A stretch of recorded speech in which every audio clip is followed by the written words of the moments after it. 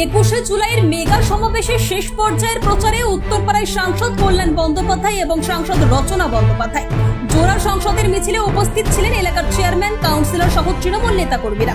মিছিল শেষে সাংসদ রচনা বন্দ্যোপাধ্যায় বক্তব্য রাখতে গিয়ে বলেন, বাংলার সব মানুষকে যিনি ভালো রেখেছেন সেই মমতা বন্দ্যোপাধ্যায়ের জয় হোক এবং আগামী 21শে জুলাই শহীদ তর্পণ করতে আমরা সবাই একসাথে ধর্মতলায় যাব। সাংসদ কল্যাণ বন্দ্যোপাধ্যায় বিরোধী দলনেতা নাম না করে তাকে টানটুখোর বলে কটাক্ষ করেন। তিনি বলেন, চতুর্থবারের জন্য পশ্চিমবাংলার তৃণমূল কংগ্রেস নির্বাচিত হবে। 26 নির্বাচনে আগামীকাল মমতা বন্দ্যোপাধ্যায় শহীদ সমাবেশ থেকে আগামী 26 নির্বাচনের লড়াইয়ের মুখ ঠিক করে দেবে। মমতা বন্দ্যোপাধ্যায়ের বার্তাকে সাথে নিয়ে আগামীকাল সমাবেশ থেকে ফিরে 26 নির্বাচনের প্রস্তুতি শুরু করে দিতে হবে আমাদের। ব্যুরো রিপোর্ট, জনতা এক্সপ্রেস ডিজিটাল।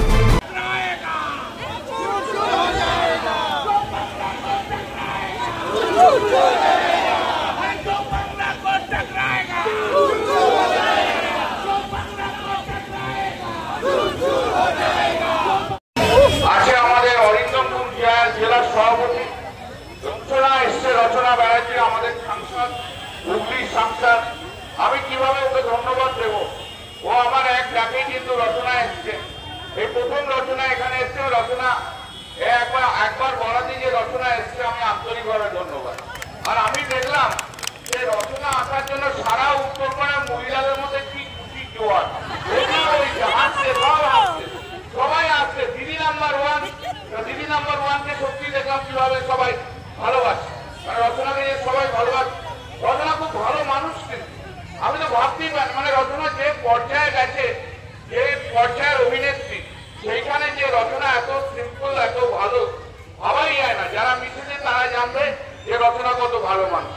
আছে আমাদের প্রিয়াঙ্কা আছে, যুব সভানেত্রী আছে, শিল্পী আছে, বৈষ্ণব আছে, আর কে আছে, আর সবাই কাউন্সিলররা রয়েছে, সবাই আমি বক্তব্য ইন্দ্রজিৎ, আমাদের ইন্দ্রজিৎ রয়েছে, যদিও কিছু করেনি, তবু ইন্দ্রজিৎ রয়েছে, একটু হেঁটেছে, আর রয়েছে, সবাই রয়েছে, যারা সমস্ত কাউন্সিলররা রয়েছে, যারা কাউন্সিলররা দু একজন বাদ দিয়ে তাদের যারা আছেন তাদের প্রত্যেককে আন্তরিক ধন্যবাদ। আর সমস্ত যারা আজকে হাঁটলেন, এতক্ষণ ধরে যারা হাঁটলেন, আমি তাদেরকে প্রত্যেককে ধন্যবাদ জানাই। আমি বক্তব্য একদম বলবো না, অন্যদিন তো বক্তব্য দিয়ে সব গাড়ি ফাড়ি দাঁড়িয়ে আছে, সবাই চলে যেতাম। কালকে 21শে জুলাই সবাই মিলে ধর্মতলায় যাবেন, যেমন প্রত্যেকবার যান সেবায় ধর্মতলায় যাবেন। যে বন্যা, মানুষের বন্যা যেভাবে বয়, তার চেয়েও বড় বন্যা হয় আগামীকাল 21শে জুলাই কালকে ধর্মতলায় দেখা যাবে। আমরা প্রত্যেক বছর গত বছরের জায়গাটাকে আমরা অতিক্রম করি। যে 2023-এ যে 21শে জুলাই ভিড় হয়েছিল, 2024-এ আরো বেশি হয়েছে, আবার 2024-এ যা ভিড় হয়েছে তার চেয়ে 2025-এ। আমি আজকে কোনো বক্তব্য রাখবো না। তিনি কালকে বলবে, মমতা বন্দ্যোপাধ্যায় কাল বলবে, তার জন্য আমরা অপেক্ষা করে থাকবো। শহীদ স্মরণে আমরা আমাদের তর্পণ করবো, শহীদ স্মরণে তাদেরকে, আর মমতা বন্দ্যোপাধ্যায়ের বক্তব্য শুনবো।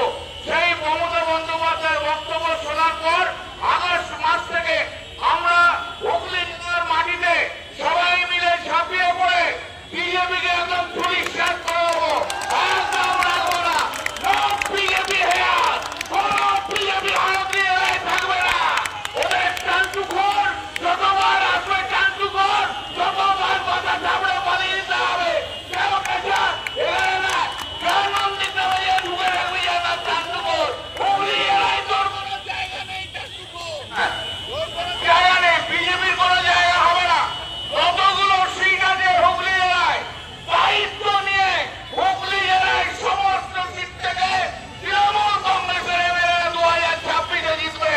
সেই মরণপণ, সেই দিকে লক্ষ্য রেখে আগামী দিনে লড়াই চলবে। ভালো থাকুন, সুস্থ থাকুন, সুন্দর থাকুন, সবাই আস্তে আস্তে বাড়ি খান। নমস্কার। এই ভিডিও সম্পর্কে আপনাদের কি মতামত অবশ্যই জানাতে ভুলবেন না আমাদের কমেন্ট বক্সে। এছাড়াও আরো ভালো ভালো ভিডিও পেতে চোখ রাখুন জনতা এক্সপ্রেসের পর্দায়। এই ভিডিওটি ভালো লাগলে অবশ্যই শেয়ার করতে ভুলবেন না। জনতা এক্সপ্রেস, জনতার মনে, জনতার কণ্ঠে।